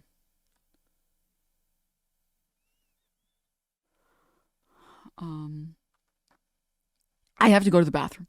You know? Like, no joke. I'm not memeing. Like, I'm very, very awkward when I just like haven't interacted with people in a long time.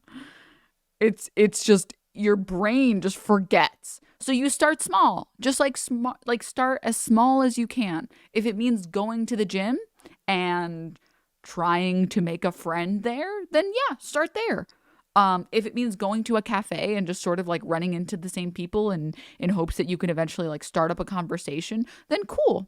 Then start there. Or like maybe go to your local mall, or there are lots of ways to start socializing. If you know even one person who goes out, try and tag along with them.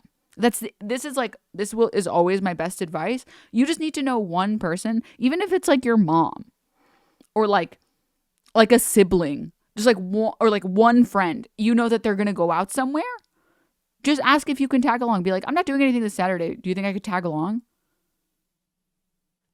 And then you can get back into like socializing and come out of your comfort zone. And every time you go out and socialize, you're going to get better at it, because social muscles are muscles. Right?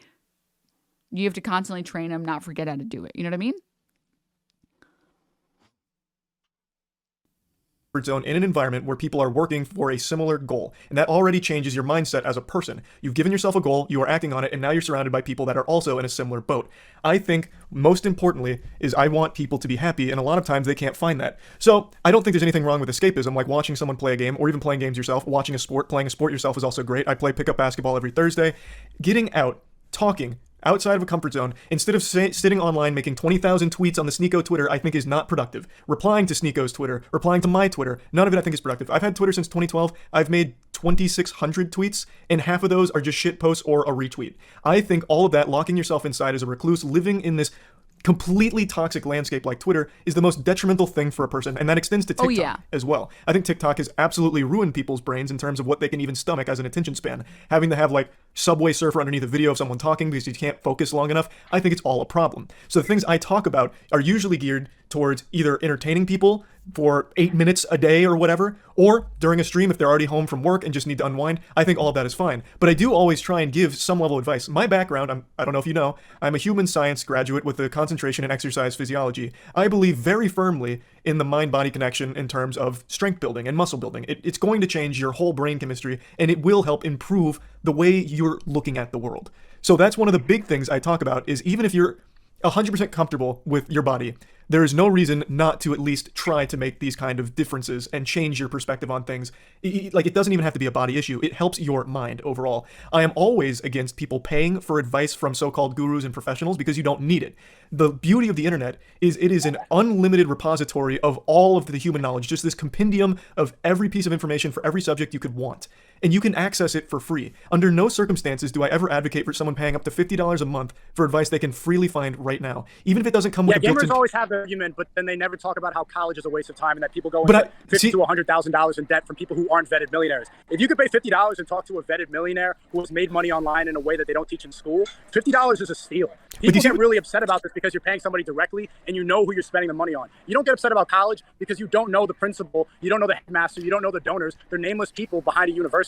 So the point of the network is collection of information concentrated in one place, and also the network of people that you can find. Right here, I'm in Japan traveling with somebody that I met from the Creativity Kit.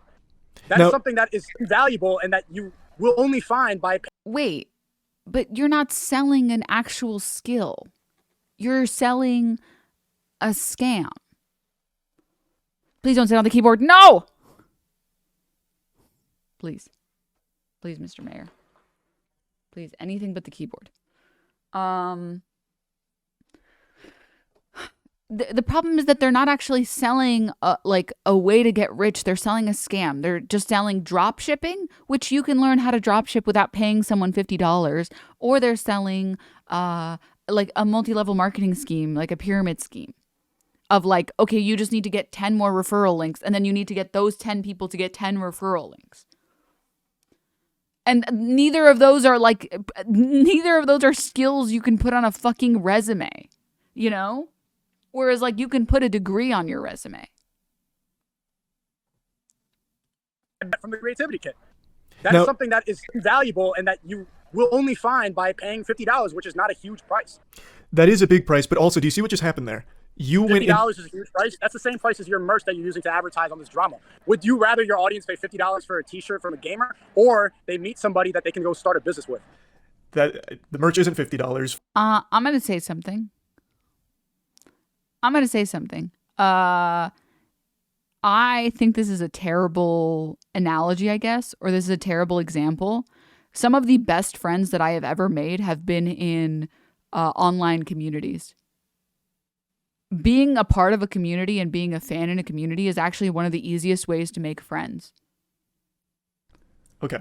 It's still not, but with what just happened there is I was talking about something and you went into PR speak and salesman mode to talk about your course, and you attributed something to me that I actually talk against. I actually have spoken many times about why college just isn't right for everybody. It's not. It simply isn't. I think college provides an invaluable social experience where for the first time in your life you're on your own, so you learn how to fend for yourself, you learn how to interact with roommates, strangers, so you get social skills, but college is not going to be a great fit for everyone, especially when it comes to certain academia positions, especially like in some art fields. I actually talk a lot about that, but you keep lumping me in with this perception of a gamer and these beliefs that you don't know anything about me on, and yet you still put me in there.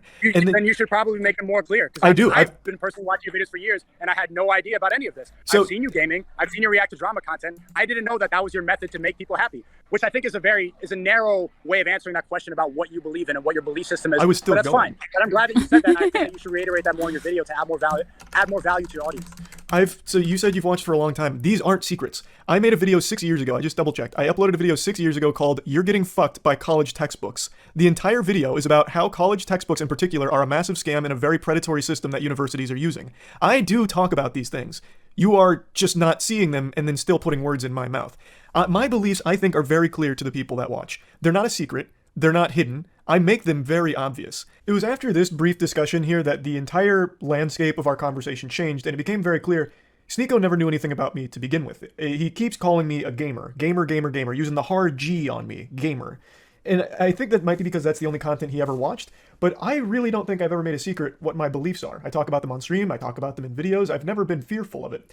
And yet SNEAKO either pretends he never saw them, or maybe he just legitimately never saw them. But after explaining to him, he really seemed to change his whole tone about me as a person. I'm not a psychiatrist here or an expert in the field, but if I had to wager a guess, I think SNEAKO put an image of me in his head and attributed a whole ton of characteristics to that scarecrow that he put in there that just isn't actually me in reality, and that's who he attacks so vehemently. Whereas I do know a lot about SNEAKO, because there is a big difference between us in terms of our belief. It's all the fuck he talks about. It's the only thing that ever leaves his mouth, is always preaching about something or trying to make a big statement about their beliefs or their politics, whereas that's not me. The main thing I focus on is just entertainment. My videos are made purely for fun. It's just because I thought it'd be entertaining, it's a silly topic, it's something fun, and that's it. There's never really anything too much deeper. Unless it's a topic I'm covering that I'm passionate about, or I have something more I want to add on to about my own personal beliefs, then I do. I'm never afraid to. But it's not all I talk about, whereas for SNEAKO and a lot of people in his circle, their main content is talking about what they believe, whereas my main thing is just making entertaining shit. So maybe that's a core misunderstanding here, because he clearly didn't really know much about me, whereas I do know a lot about him since he is so open with everything. He wears his fucking heart on his sleeve, and I just disagree with a lot of it. But a big difference is I don't hate people that I disagree with on things. In fact, there is nobody in the world, not even my best friends, that I agree with on every issue every time and see eye to eye on everything. I don't like that anyway. I wouldn't want to have someone I agree with on everything. I think it's important to have different perspectives and different opinions. It's how you grow and it's how you learn as well. So I don't get mad when people disagree with me or have different things that I don't agree with. That doesn't piss me off. But for SNEAKO, it clearly has, and he really didn't even know anything about me to begin with here until after our conversation. Now, I know I'm cutting up our conversation quite a bit here, but I'm just trying to focus on like the big chunk topics that we tackled. One of them that we did touch on quite a bit and got pretty passionate about is gaming, and like SNEAKO firmly believes that people that are gaming or watching sports are wasting their time. Completely valueless. Entertainment like that has no value whatsoever. And I kept trying to point out that there's nothing wrong with entertainment, like watching sports, watching movies, watching streams, playing games. All of that's fine in moderation. But SNEAKO only views it through one lens, which is excess, obsession, addiction, where all they do is watch sports, play games, do this and that. And then, of course, it is very detrimental, and it is bad for overall health. I'm not going to bother showing clips from that because that one just really went in circles. I think there's just a fundamental disagreement there where SNEAKO believes anything that's entertainment driven is just not worth it, and time could always be spent better doing anything else. But then he puts his content on a pedestal that's an exception to his rule where, no, this content that I make is the one that's valuable. Everything else is worthless. This is the value. This, 4 hours, 5 hours of Rumble streaming and, whatever's going on over there, that's a good use of time, and all the other streams like gaming and all that's terrible. So that got really muddy and messy, and there wasn't really any way we met somewhere and like had a perspective that made sense to each other, because his stream is just as much guilty of being a waste of time by his definition as my stream playing a game. It's still a form of entertainment and escapism, no matter how you spin it. I don't see how your message is somehow bolstered by spamming slurs, for example, like during that stream with the gun. I couldn't listen to you because you kept saying slurs. How is that necessarily helping make people happy or positive in any way, shape, or form? What does that do to contribute to your overall goal? Because it's not humor either, so it's not seeking truth through funny. It's literally just spamming slurs because you were mad at me. It is the reason that it's funny. That's actually is because it's a very good question. He's supposed to. Yeah, no. Thank you, chat. I think there's like 10 people that have said that he's gonna say a slur. I appreciate it. Thank you, guys. Thank you. What I'll probably do is I'll probably just mute when I think it was started at 59. So free speech, and you're not bound by wokeness where you can't say certain words and you're labeled racist or homophobic or transphobic, where you can say things even if you don't mean them, because we're not trapped with words. But why say something you don't? Why say something you don't mean though? What does that do? Wouldn't that go against your ideology where you're like faking it? That's not a word. A word doesn't encompass a whole belief system. A word can be funny. The word faggot. That's fine if the closed caption shows it. Is funny. That was the funniest thing you said this whole debate. How? It's another minute. Now, see? Well, because it's just an outrageous claim. It's like talking to a child. Wait, he said it? I didn't even hear it. He already said it? I didn't hear anything.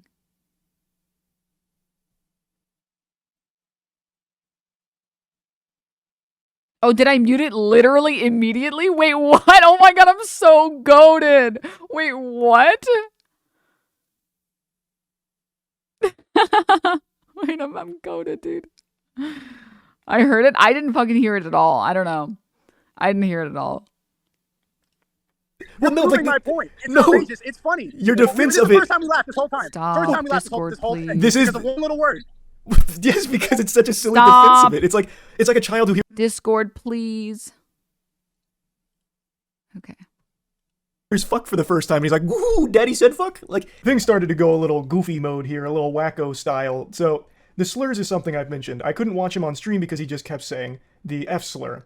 And my point here was, why? It doesn't really accomplish anything for his goals or anything like that. He's just spamming slurs, which makes it sound like he's just mad at me and trying to choose the worst words he can think of. Now, looking back on it, I do regret not pushing a bit more. Also, chat, Discord is like super broken right now. So I've been trying for the past like 5 minutes to get the link to work, and Discord is completely fucked. It's very, very, very fucked.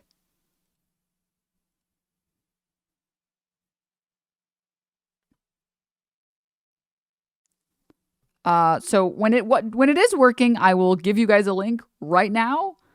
It's not even loading. It's like literally it's not even loading at all. Discord is just like completely chimping out on me. Like, look at this. When I try and like generate a link, it just comes up with nothing. And even just opening my own Discord, it's just doing this for me. So, yeah. Yeah. All right. Or on this point, I'm aware that it's muted. I am aware that it's muted. I am aware that it's muted. I am aware that it's muted. I am aware that it's muted.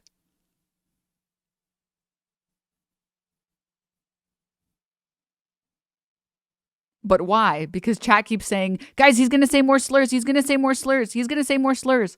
So we're just going to mute it. Okay. All right. Okay. Okay, guys. But I appreciate it. Thank you.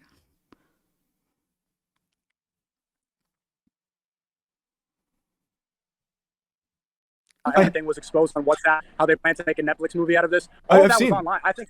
But then, see, if you cover current events, this is something you jump onto the pizza box, but you don't take the time to go and look at all the evidence that was debunked. That's not true, though, because like, why do you spend the narrative laughing at somebody falsely in prison, but you can't go and just look at a couple screenshots and see that as garbage? You're laughing at the pizza box putting 2 people in jail because of what you saw on Twitter. When I say the word faggot or I say a slur, it's just a funny word to say. Just saying it again. Okay. All right. All right.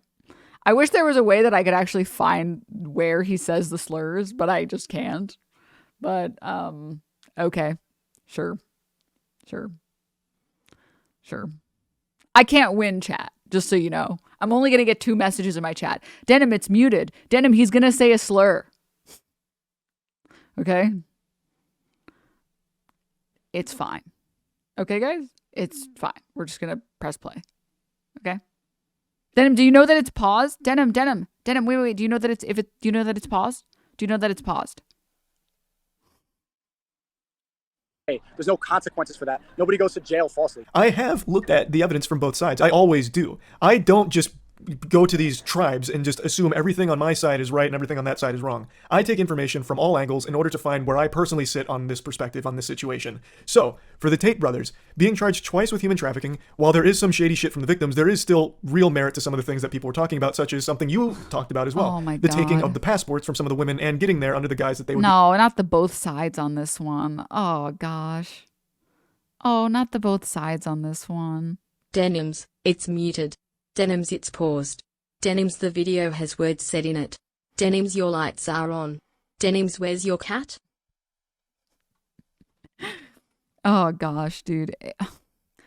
The first of all, the screenshots of like the women that were falsifying the information or whatever, those were proven to be complete bullshit and nonsense. Like they exchanged like 30 different lines of messages in 0 seconds. Like the timestamp was like 3 o'clock, 16 minutes, 23 seconds. And in that exact timestamp, they sent like 30 messages. Like it was very clearly faked. And then the other evidence that the women were falsifying the information was women trying to figure out if they should tell the police that they were inebriated when they were assaulted. be able to date them.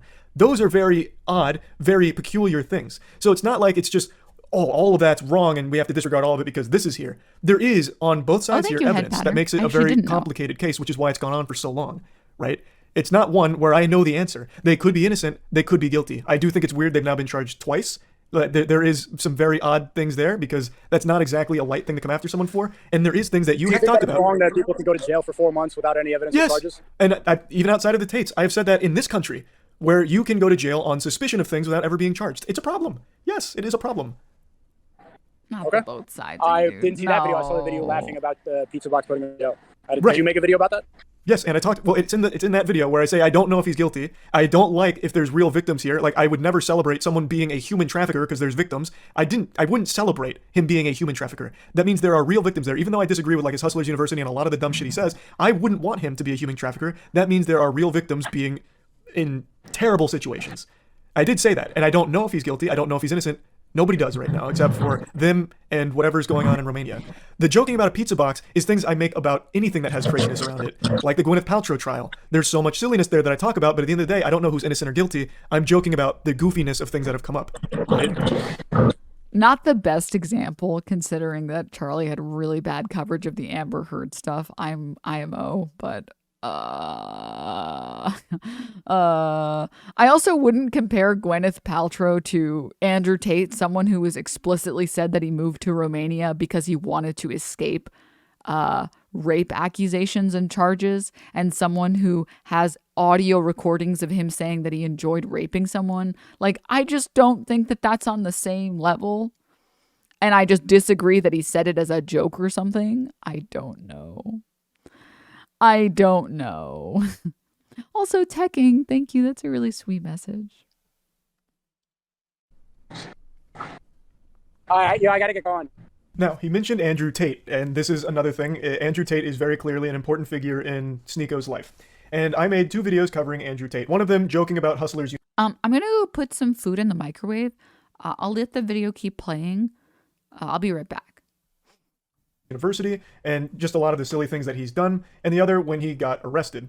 So, let's talk about that. I have always maintained that Andrew Tate is a very entertaining clown most of the time, but much like a lot of personalities online, especially ones that sell courses, he has to sprinkle in very agreeable things with some of his rants. So he has good things that he actually will say, especially in terms of like men and their loneliness, and how working out is extremely beneficial to helping with mentality and just general overall mood and well-being. So he does say agreeable things that I've always said he has done a decent job of with those certain topics. But on the whole, most of the things he says are just outrageous nonsense about like how he doesn't watch Star Wars and that's why he gets pussy and has expensive cars, or why books are stupid. Like, there's a lot of silliness there, and Hustlers University, I have always maintained, is completely exploitative of desperate men. So yes, I have made jokes about Andrew Tate. I am not their biggest fan. Now, when I did cover the arrest, I did mention the pizza box theory. At the time, that was reported by multiple outlets as a very real possibility that led to his arrest. So at the time I did report on it, I did say it seems, talking about like this being the speculation as to why they finally pursued him now.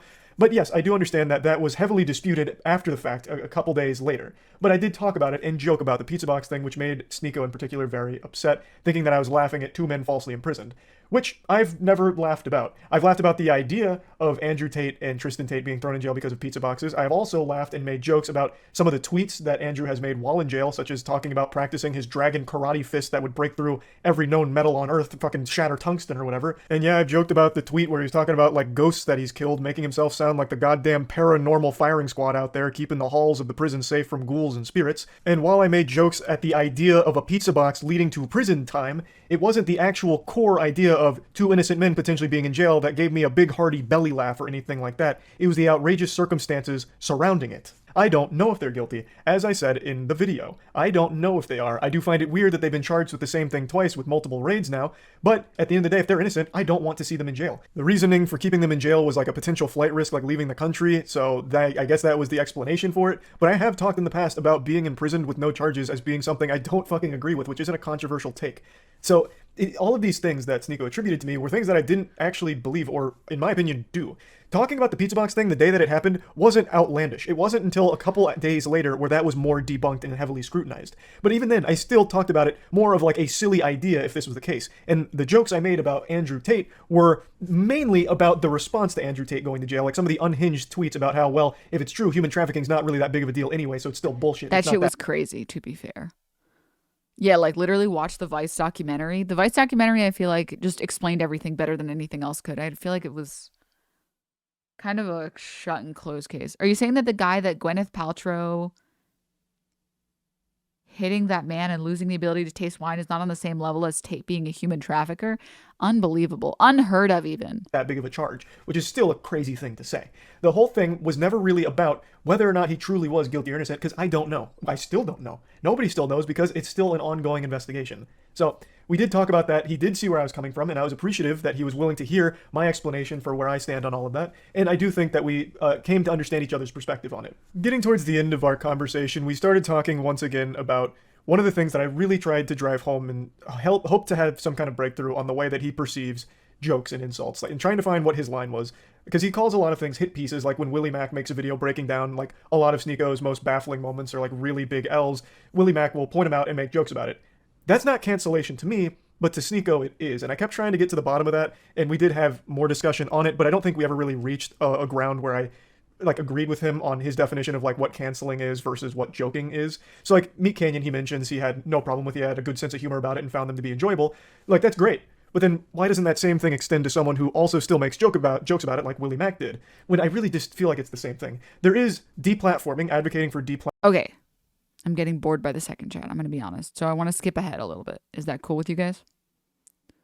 Because I already know all of this stuff. So, yeah. Okay, cool. And me as well during this.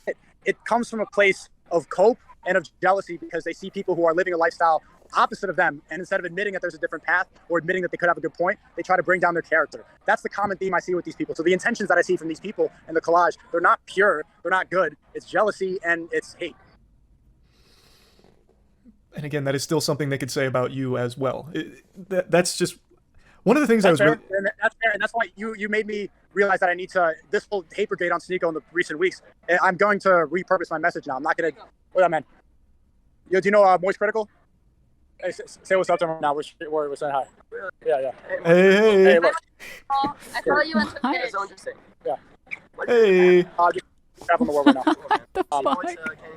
Yeah, we saw Meat. What did you think of the Meat Canyon video? That was pretty funny. Yeah. Hey, Charlie, what's up, man? It was Hey, funny. how's it going, We laughed man? about it. Can you imagine just randomly walking around in Japan and then you get to talk to Charlie? Yeah. Charlie. We squashed the beef. Oh, that's awesome, dude. Yeah. I've been actually wanting to talk to you more. It's funny.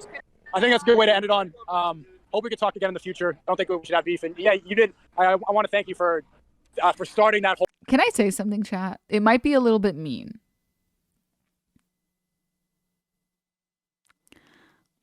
I feel like it's such a male content creator quality to be a complete shithead.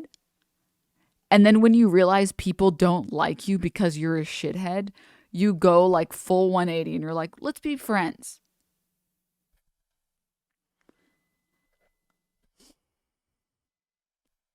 You know what I mean? Whole SNEAKO hate brigade, because it's like, yeah, you know what? Maybe I am guilty of doing the same things that I am mad about. And I do attribute a lot of that to being canceled and a lot of resentment. Yeah, Gideon is a great example where Gideon was like happy to farm Pokey for content. And then like when he realized people were upset at him or like people didn't like him and now he wasn't being invited to stuff or whatever, he's like, oh, we should be friends. We should be friends. It's like sus. That, but I just have to spread positivity now and not engage in the same type of behavior that I criticize. Yeah, you're right about that. So I'm just going to go and, I'm not going to go attack mode anymore. I don't think that there's any value to that. It's just going to come back to me. Well, I actually really appreciate the conversation, man. It's nice to hear like a more human side of you outside of like, what I see on Twitter or Rumble. I actually do think this was a very valuable conversation, so I appreciate you I really appreciate you taking the time to have a bit of a call with me about it. Yeah, thanks, man. And mags, not clips. Yeah, from now on, bro, if you're gonna be talking about guns, get the terminology right. You very much offended me with that one. I know it's April 1st, but... All right. Well, so when's the wedding?